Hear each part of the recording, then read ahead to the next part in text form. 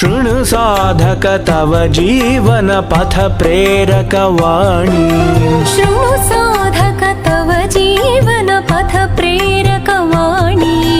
वद शिक्षक जन पाठन सुकरां सुरवाणी। वद शिक्षक जन पाठन सुकरां सुरवाणी। पठ छात्रक नवनिर्मित सुपरिष्कृत पाठान्। पठ छात्रक नवनिर्मित सुपरिष्कृत पाठान्। लिख नूतन विषयेषु हि बहु संस्कृत लेखान्। लिख नूतन विषयेषु हि बहु संस्कृत लेखान्। लिख नूतन विषयेषु हि बहु संस्कृत लेखान्। लिख नूतन विषयेषु हि बहु संस्कृत लेखान्।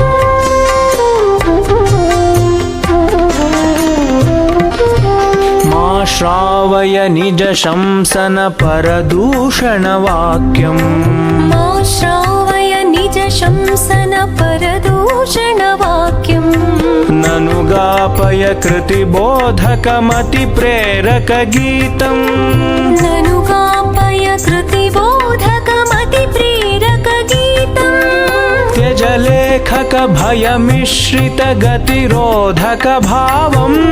त्यज लेखक भय मिश्रित गतिरोधक भावम्। हृदि धारय नवसर्जन बहुलेखन ध्येयम्। हृदि धारय नवसर्जन बहुलेखन ध्येयम्।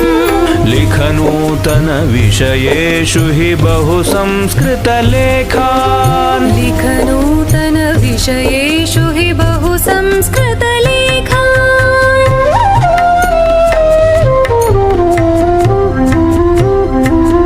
सह गन्तुक सह वाचक सह वेदक चित्तम्।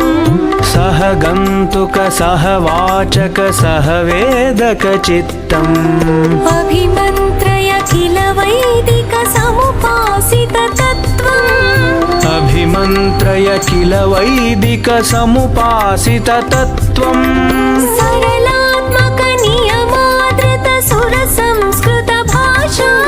सरलात्मक नियमादृत सुर संस्कृत भाषाम्। लेखक निज लेखन कृति साधन भूताम्। कुरु लेखक निज लेखन कृति साधन भूताम्। लिख नूतन विषयेषु हि बहु संस्कृत लेखान्। लिख नूतन विषयेषु हि बहु संस्कृत लेखान्।